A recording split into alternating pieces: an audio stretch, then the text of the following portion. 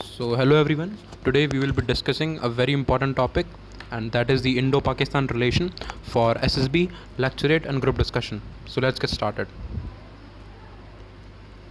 So, let's talk about the Indo Pakistan relation. So, first we'll be covering the geographical relation between India and Pakistan. So, as we all know that India shares a boundary of length around 3,200 kilometer with Pakistan, and the line of demarcation between India and Pakistan is called as the Red Cliff Line. Now there are four major states of India which are sharing their boundary from with Pakistan. So as you can see in the map, it is clear that these four states are Jammu and Kashmir, Punjab, Rajasthan, and Gujarat.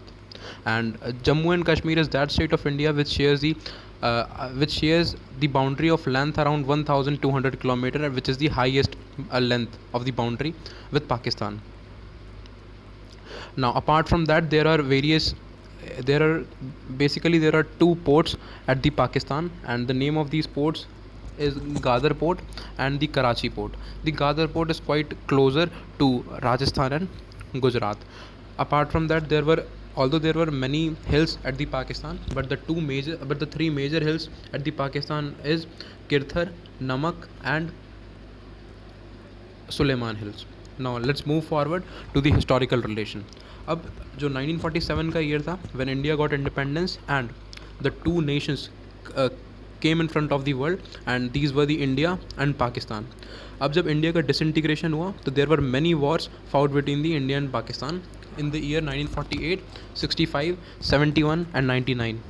Or and the main important thing about the 1965 war is that US supported Pakistan by deploying a various kind of warship at the Arabian Sea and the Bay of Bengal, because this was the time of the Nixon administration at the US. Now, apart from all these wars, still India have always been trying to strengthen the relation with Pakistan, and there were several measures taken by India to strengthen its relation with Pakistan, and the first is the Shimla Agreement.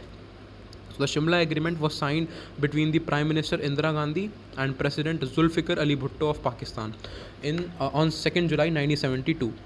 तो जो main motive था Shimla agreement का वो ये था कि दोनों countries के ट्रूप्स बॉर्डर से एक एक दो किलोमीटर पीछे हो जाएं और सीज़ फायर को स्टॉप कर दिया जाए दोनों तरफ से. पर अगेन पाकिस्तान माना नहीं, उसने सीज़ फायर का हमेशा से उल्लंघन किया है और सीज़ फायर को उसने कभी कंट्रोल नहीं किया, और इसीलिए ये जो ट्रीटी थी शिमला एग्रीमेंट की, ये फेल हो गई. Now talking about the Agra treaty. तो जो आगरा ट्रीटी थी ये 2 डे समिट था बिटवीन इंडिया एंड पाकिस्तान, और ये परवेज़ मुशर्रफ और अटल बिहारी वाजपेयी के बीच में हुई थी.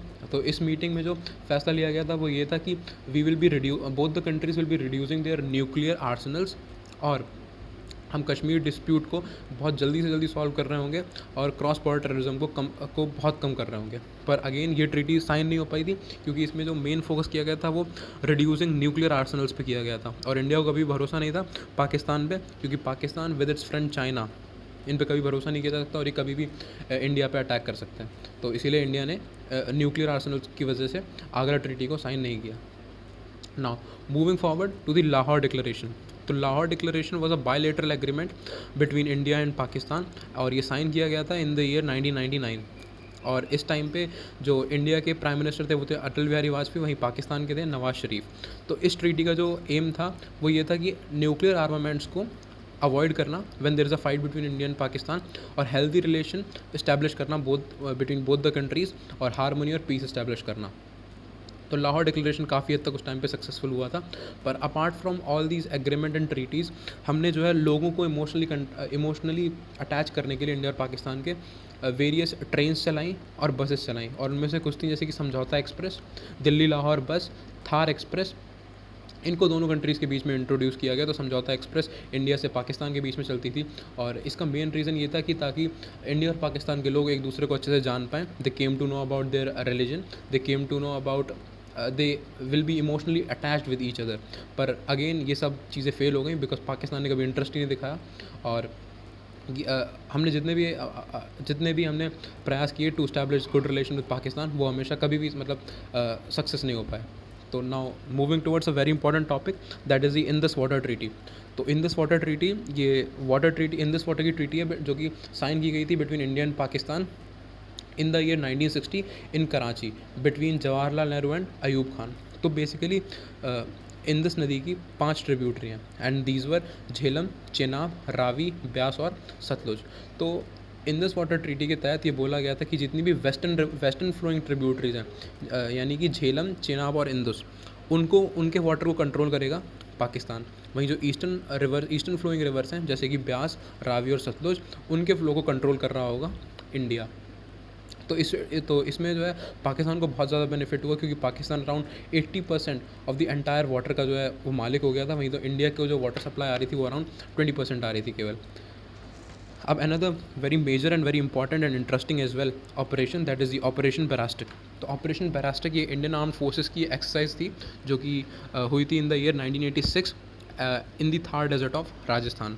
तो इसमें इस टाइम पे प्राइम मिनिस्टर थे हमारे Rajiv Gandhi and the main objective of operation Brasstacks is to check the mechanization and air defence and mobility of the Indian army. और इस टाइम पे जो चीफ थे आर्मी स्टाफ के वो थे जनरल कृष्ण स्वामी सुंदर जी। तो ऑपरेशन बैरास्टिक में 4 to 6 लाख सोल्जर्स ने पार्टिसिपेट किया था और ये उस टाइम की मिलिट्री का अराउंड 50% था। तो जब इतने सारे सोल्जर्स गैदर हुए तो what Pakistan is thinking is that it might be possible कि India will open their western borders and can attack to Pakistan. तो Pakistan start worrying about it and they deployed their various warship, artillery, guns and tanks to the Punjab and Gujarat and Rajasthan borders so that they will be able to counter India. पर India का कभी से ये plan था ही नहीं। और उसके बाद क्या हुआ कि कॉन्फिडेंस बिल्डिंग मेजर इंडिया ने स्टार्ट किए। तो उस टाइम पे पाकिस्तान के प्रेसिडेंट थे जनरल ज़िया उल हक। तो वो इंडिया में आए और उन्होंने पीस की इस्टेब्लिश की बात करी ऑपरेशन बैरास्टिक के बाद। और ऑपरेशन बैरास्टिक के बाद ही नॉन न्यूक्लियर एग्रेशन एग्रीमेंट जो कि साइन किया गया एट इस्लामाबाद। तो उस टाइम पे क्योंकि ऑपरेशन बैरास्टिक के बाद पाकिस्तान काफ़ी डरा हुआ था, उसको लग रहा था कि it might be possible in future कि India will attack on Pakistan और मेन टारगेट हम बना सकते हैं इंडिया वाले पाकिस्तान की न्यूक्लियर फैक्ट्रीज़ को। तो अपने न्यूक्लियर इंस्टॉलेशंस को बचाने के लिए पाकिस्तान ने ये एग्रीमेंट को है साइन करने के लिए डिसाइड किया। तो इस एग्रीमेंट के तहत even at the time of the war no country should have to attack on the nuclear installation of each country. तो इसीलिए ऑन एवरी ईयर 1 जनवरी को दोनों कंट्रीज़ इंफॉर्मेशन एक्सचेंज करती हैं about the nuclear sites of both the countries, ताकि हमें पता चलता रहे कि किस कंट्री की न्यूक्लियर साइट किस तरफ है और वहाँ पे हमें अटैक कभी नहीं करना है। नाउ अब talking about the major operation that are the undergone by the Indian defence against Pakistan. तो first operation is operation trident which was held in the year 1971 on 4 December. तो ये जो ऑपरेशन था ये बेसिकली हेल्ड हुआ था at the port city Karachi. तो इस ऑपरेशन में पहली बार India make the use of anti ship missile. और इंडिया को तो उस वॉर में इसमें कुछ लॉस नहीं हुआ था, पर पाकिस्तान का बहुत हैवी लॉस हुआ था। पाकिस्तान ने अपने काफ़ी mine swapper, destroyer, cargo vessel जो कि हैवी एम्यूनेशन कैरी कर रहे थे उनको लॉस कर दिया गया। और दिसंबर 4 को ही ऑपरेशन ट्राइडेंट जो कि नेवी द्वारा हुआ था उसी को हम मार्क करते हैं as Indian navy day. Now the second operation is Operation Meghdoot, which is held in the year 1984, and it was held at the world highest battleground, that is the Siachen Glacier. And by this operation, Indian troops were able to gain the control over the entire Siachen glacier. अब इसके पीछे की जो एक कहानी है वो ये है कि बेसिकली जब सियाचिन ग्लेशियर था तो जितने भी यूरोपियन माउंटेनर्स थे वो उन्होंने अपने यूरोपियन की तो सब जितने भी माउंटेन्स उनको कॉन्क्यूर कर रखा था, जैसे कि एंडीज़ हो गया, रॉकीज़ हो गया। Now they were interested to climb the Siachen glacier. तो सियाचिन ग्लेशियर पे चढ़ने की 2 साइड, पहली इंडिया की तरफ से और दूसरी पाकिस्तान की तरफ से। तो पाकिस्तान की तरफ से जो साइड है चढ़ने के लिए वो काफ़ी सेफ़ है, वहाँ वो इतनी ज़्यादा स्टीपर नहीं है, उसका स्लोप भी बहुत कम है और वहाँ पे नेचुरल कैलामिटी जैसे कि एवलांचेस आने का खतरा भी काफ़ी कम है। वहीं अगर हम इंडिया की तरफ से देखें तो इंडिया की तरफ से जो सियाचिन ग्लेशियर के लिए क्लाइंब है वो काफ़ी ज़्यादा स्टीपर है काफ़ी ज़्यादा, और एवलांच आने का खतरा भी ज़्यादा है वहाँ से। तो इसीलिए many Europeans were interested to climb the Siachen glacier from the side of the Pakistan. तो अब क्या था, जब भी कोई यूरोपियन आता था पाकिस्तान की तरफ से तो उस यूरोपियन को पाकिस्तान से परमिशन लेनी पड़ती थी कि हमें आपकी तरफ से ये सियाचिन ग्लेशियर को क्लाइम करना है। तो अब क्योंकि ज़्यादातर यूरोपियन पाकिस्तान की तरफ से चढ़ना चाह रहे थे, तो एक तरीके से पाकिस्तान ने ऑथराइज़ कर लिया था सियाचिन ग्लेशियर को, जो कि इंडिया को बिल्कुल भी पसंद नहीं आ रहा था। पर वहीं कुछ यूरोपियन इंटरेस्टेड थे इंडिया की तरफ से चढ़ने के लिए। तो अब दोनों कंट्रीज़ के बीच में कन्फ्लिक्ट होने लगा कि सियाचिन ग्लेशियर होगा किसका। तो अब क्या हुआ, थोड़े टाइम बाद इंडिया ने डिसाइड किया कि हम सियाचिन ग्लेशियर को कॉन्क्योर करेंगे। तो उसके लिए इंडिया एक फैक्ट्री में जाते हैं, इंडियन आर्मी ट्रूप्स एक फैक्ट्री में जाते हैं और वहाँ पे ऑर्डर प्लेस करते हैं, क्योंकि सियाचिन ग्लेशियर का टेम्परेचर अराउंड -50 -60 डिग्री सेल्सियस के करीब रहता है। तो वहाँ पे नॉर्मल कपड़ों से काम नहीं चल सकता, तो there are special kind of dresses to climb the Siachen glacier. तो जब उस फैक्ट्रीज पे जाते हैं तो हमें पता चलता है वहाँ पे जाके कि वो फैक्ट्री का जो मालिक था वो ये कहता है कि we are not able to place your order till 2 to 3 years. तो जब उससे रीज़न पूछते हैं तो रीज़न पता चलता है कि Pakistani army had already place the order for around 500 to 1000 troops. तो अब उस टाइम पे आर्मी के पास, हमारी इंडियन आर्मी के पास एक ही ऑप्शन था, वो था to climb the Siachen glacier without having adequate amount of equipments. तो हम इंडियन आर्मी अपने नॉर्मल कपड़ों पे जाते हैं, ऊपर चढ़ते हैं, and we were able to reach the Siachen glacier 1 day before the Pakistan. और इसी वजह से we were able to set up और control at the Siachen glacier. Now moving forward, and that is the operation Safed Sagar 1999. So Operation Safed Sagar was held at the time of the Kargil war, and the main objective of the Operation Safed Sagar is to provide support to the Indian Army, and it is done by the Indian Air Force. And their main aim is to flush out the Pakistani troops who are hiding behind the various behind the hills and are destroying the Indian troops. तो इसमें Indian air force का इसमें पहली बार बहुत large scale use किया गया था after the Indo पाक war of 1971. Now another major operation is the Operation Black Tornado 2008, and this operation is conducted by the National Securities Guard or the Black Cats Commando. तो इस operation के लिए around 10 members of Lashkar Taiba terrorist organization they attack major places of Mumbai, जैसे कि Taj hotel, railway station और cafe, और इनके इस अटैक में अराउंड 170 पीपल की डेथ हुई थी और around more than 300 were injured.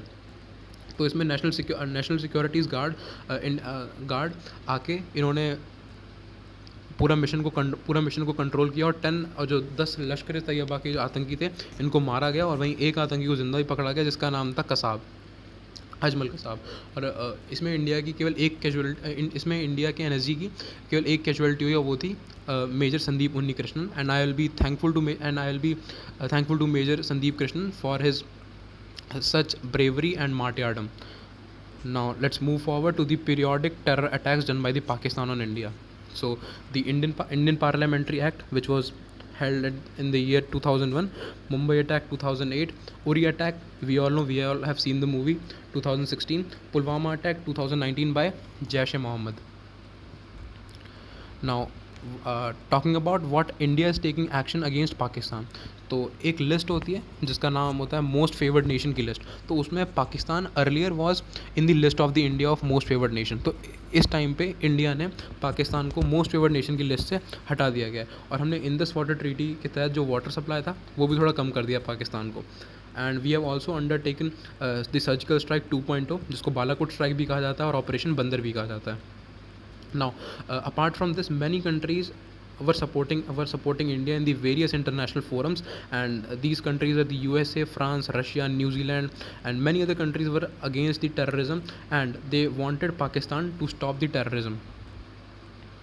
Now, another action taken by the Indian government is that Pakistan has entered already in the grey list of FATF, that is the Financial Action Task Force. Now what India wanted is that to push Pakistan in the black list of FATF. तो अगर Pakistan FATF की black list में आ जाता है तो पाकिस्तान को बहुत ज़्यादा मुश्किल होगी to take loans from world bank, from Asian development bank, and from various organization जैसे कि G7 हो गया, G20 हो गया, SAARC, ASEAN.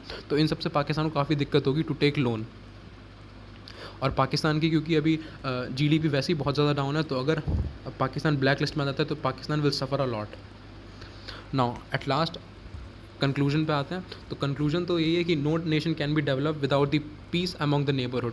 Taking the example of USA, to the north of USA there is Canada, and to the south of the USA it is Mexico. And USA have extremely good relation with Canada as well as Mexico, and that is why USA, Canada and Mexico are developing at a very faster rate. तो India को भी try करना चाहिए to develop good relation with Pakistan and with China as well. और दूसरी चीज़ जो India और पाकिस्तान को देखनी चाहिए वो ये है कि इंडिया और पाकिस्तान को कभी भी ये नहीं देखना चाहिए, ये नहीं चाहना होना चाहिए कि कोई तीसरी कंट्री आके बेनिफिट ले रही है इंडिया और पाकिस्तान के रिलेशन का. जैसे कि चाइना ने अभी CPEC को कंस्ट्रक्ट करवाया, वो अपना बेनिफिट रीप आउट कर रही है. CPEC is China Pakistan Economic Corridor. It is connecting the Pakistan to the China. It was passing through the Ladakh. तो ऐसी चीज़ों को रोकना चाहिए इंडिया और पाकिस्तान को, और एक अच्छी रिलेशन, पीस और हारमोनी डेवलप करनी चाहिए बोथ द कंट्रीज़ के बीच में. So at last I would like to say thank you. और ये पिक्चर के बारे में मैं कुछ कहना नहीं चाहता क्योंकि आप सबको समझ में आ रहा है इसमें क्या है. So thank you. I hope you like this video, and if you like this video please share the channel and subscribe it, and don't forget to comment on this video. So thank you.